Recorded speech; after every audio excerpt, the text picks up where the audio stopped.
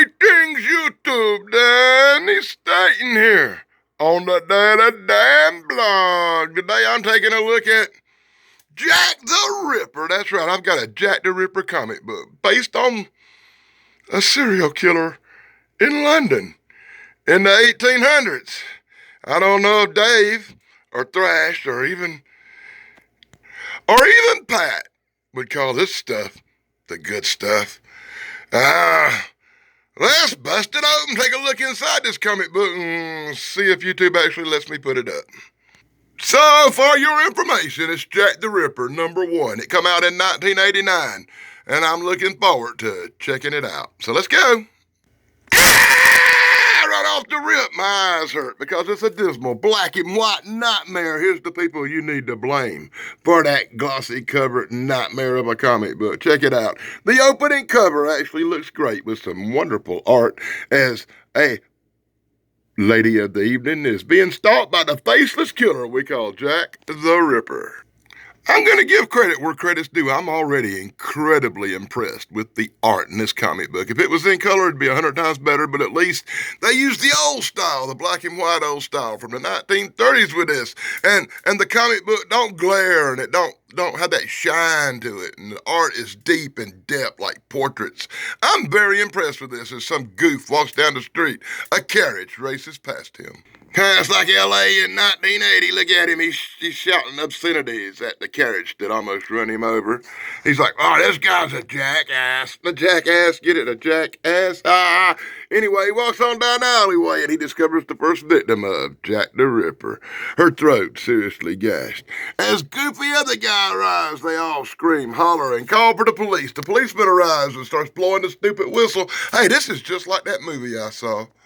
So in full black and white panels brought to you by the Daily Dan blog, we see Sean Connery and Lady Harker. What? Taking a walk through the park, discussing the latest murder as two thugs and hooligans decide they're gonna rob Sean Connery and Lady Harker. And Sean Connery and Lady Harker see them coming, and we find out that they are the Sean Connery and Lady Harker from the movie, I think, because they mess them up, they take them out and kill the thugs. That's right. Sean Connery and Lady Harker done took out the thugs. They leave them laying in a dismal pile of human carnage. Bodies everywhere as they walk away. I thought this was Jack the Ripper comic book, not the League of Extraordinary Gentlemen. I guess we're getting a crossover. What? I don't know. This is kind of different. But anyway, another lady of the evening is being enticed with a bottle of old gold. Oh, God. No. Look at that face. Oh, my God. Look like Nyx, Queen of Darkness. That's Nyx, Queen of Darkness's face. And then we got Jack the Ripper stalking around, looking around, seeing if he can find him his next victim. And, oh, my God, no. That's a victim wannabe if ever I saw one. What a lonely, homely face. That's one of them Bud Light girls, I bet you. Anyway, the wagon's rolling, the wagon's searching. Jack the Ripper's on the case. Hey, check out Jack the Ripper. He dressed like the Invisible Man, don't he? Yeah, I wonder what a comic book about the Invisible Man would look like. Hey, you know, I actually got one as Jack takes out his next victim. And when I say takes out, I mean takes out the intestines, the guts, the liver. I think he's gonna make a pie. He even stole her damn ring. So in full panels, brought to you by the damn blog, we get to see Jack the Ripper's carnage left over in the street. We get to see the police on the investigation. We get to see this guy. Yep. The inspector. Remember him? I don't remember who played him in the movie. Who was it? Johnny Depp? The Inspector Johnny Depp. I don't know. Maybe he's going to go into an opium den and get all blistered up. Anyway, old Stash, Sean Connery, and opium den Johnny Depp, they're looking into the case. But it's just, I love that mustache. He looked like he ought to be driving a Ferrari in Hawaii. And we roll on with more full panels. As the investigation continues, we're looking for evidence, we're looking for clues. We're trying to find out anything we can about Jack the Ripper as evil Sean Connery and Johnny Depp take on the investigation. Oh, by the way, his name's Dr. George Phillips in the comic book. That's right. Dr. George Phillips, I'm suspecting this surgeon of the Queen might just have something to do with this as he whoops out heads and guts and explains the anatomy to these goose. He's telling them why Jack the Ripper removes guts and gory stuff, and they can't figure out why he does this. They don't know that Jack wants to make a kidney pie. Oh, my God. Pages and pages of dialogue, pages and pages of explanation, pages and pages of pondering who it could be. Who is Jack the Ripper? We must know. The inspector is ill. And he's the one in charge, too. So after about 6 pages of talking it over, they decide to go question Sam Harlow. Whoever Sam Harlow is, he might be in trouble. And then we get a commercial for Sinbad in black and white. Wonderful Sinbad adventures. Sinbad the sailor sailing the 7 seas. Whenever he gets in trouble, it's a magic you will see. Oh my God, Sinbad. This would be a good time for a 5-second break, won't it? That's right, a 5-second break to call out my friend Dave Sunstorm. Dave Sunstorm, the good stuff guy. Here on YouTube, check out him and his brother Steven. Check out my good friend Thrash Pondo Ponds. You'll find him here on YouTube, as well as Pat McCormick at the Golden Ranger TV. He's doing some real cool interview stuff that I'm really enjoying lately. With a special shout out to BK on the Air, Corey's Comedy Channel, my friend Ian over at Retro Serial, who could be the Invisible Man because he's vanished lately. Be sure to check out all them guys, and be sure to check out my flockheads everywhere. And I hope you feel better, my flock, as well as Anthony at Over at S4 and the Paranormal Highway, Eric. Hey, you guys would really like this comic book because it's Jack the Ripper, Eric. It's old and nostalgic. So, back to the comic book in full panels brought to you by the Daily Dan blog. So, in epic pages of wonderful excitement, we see old Lady Harker and Sean Connery going door to door, knocking on doors, asking people for witness testimony, trying to find a clue, getting chomped on by a little vicious, cool dog. Little dog done got him on the leg. Ah, ha, ha, ha. I love a little dog that'll get you on the leg. I got a big dog that'll get you on the ass and you won't have nothing left. Yep, they're doing research in the library. They're trying to find out a clue if anything like this has ever happened before, which it hadn't, and the evil little dog is unhappy. Grr, grr, grr. Why they have to put a little dog, evil little dog in the comic book? I don't know who come up with that. We should find the artist and slap them. So in more long, drug-out panels brought to you by the Daily Dan blog. Once again, I cannot say nothing more than how much I enjoyed the art in this comic book. It is very well drawn. If this was in color, it would probably be one of my favorite artistic works ever. But unfortunately, it's in dismal, danky, irritating black and white. But they did do that really cool Tom Selleck stash.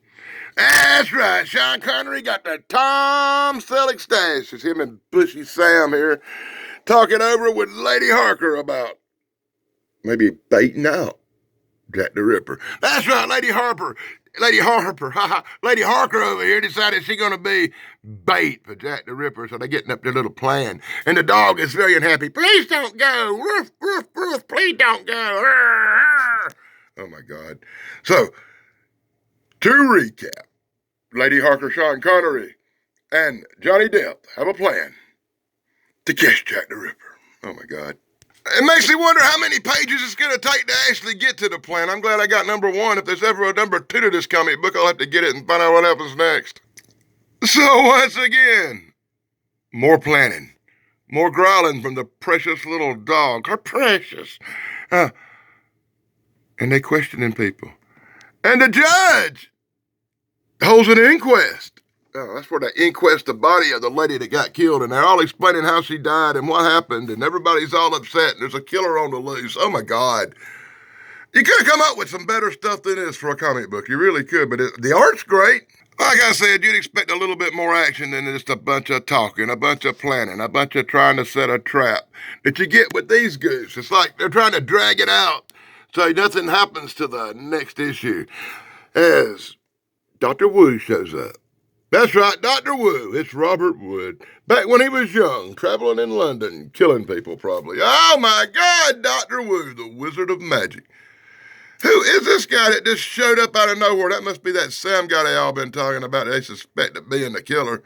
But he kind of looks like Dr. Wu. If anybody knows Robert Wood, Dr. Wu, he looks like this guy maybe when he was young. So without making much sense, Robert Wood, Johnny Depp have a clash. The coachman grabs the coach and takes off. We finally get a look at the coachman's face. I wonder if he's Jack the Ripper. As Sean Connery tries to stop him, he's whopped. That's right. He goes to the ground. He gets knocked down. And Dr. Wu's all upset. And I swear to God, to be continued. To be continued. And that's the way this comic book ends. And we'll have to wait to part 2 to find out what happens next. I'm a little disappointed in the story. The story isn't great. And then you get whatever the blue heck this is from Malibu Graphics. I guess you could have ordered a bunch of crap old comic books from here if you wanted to. Hey, guess what? There's a minimum. You had to order at least 5. That's right. You had to order 5 of these pieces of crap to get any. And then we get an ad for Gun Fury. I have no idea what Gun Fury is, but it looks like it's going to be another dismal freaking nightmare. But check this out. Now, this one excites me. It is The Headless Horseman. You believe that? A Headless Horseman comic book? Why have I never seen this? This is from 1989, and I do not own this. I will be searching for it. Ugly ass Ichabod Crane versus the Headless Horseman. That's right. That's the one comic book right there that I really want. And then we get previews. That's right, previews for Superman, Batman, and other great comic books from the past that are all probably better than the piece of crap I have reviewed here today. Oh my God. And oh my God, this could be the best back cover I've ever seen, as it's got Vampira and Bela Lugosi, and it's playing now from outer space. Oh my God, I want this comic book so bad it hurts. If anybody sees this comic book, please buy it. Just stick it in an envelope and send it to Danny Staten, Post Office Box 144, West Pelzer, South Carolina, 29669. I'll put that address on the description, so you be sure to mail me this comic book, and I will send you something that you will not believe. And we wrap it up with a color commercial for Sinbad. Sinbad the Sailor, selling the 7 seas, and an all-new comic book in 1989. What adventure we will have! Oh, God, Sinbad. I actually got a Sinbad comic book somewhere, I think. So, guys, what do you think? That's my look at Jack the Ripper, #1 from 1989, a dismal comic book based on a serial killer, just in time for Halloween. I hope you enjoyed it, but you probably didn't. Be sure to like, subscribe, and ring the bell, and I'll be back with a much, much better comic book next time. Probably. But I did enjoy the art in this comic book. It's one of the best drawed comic books to be black and white I've ever seen. But I still think color would have been much better. Until next time, Danny Staten on a Day Damn Blog, bidding you adieu. Blog over, dudes.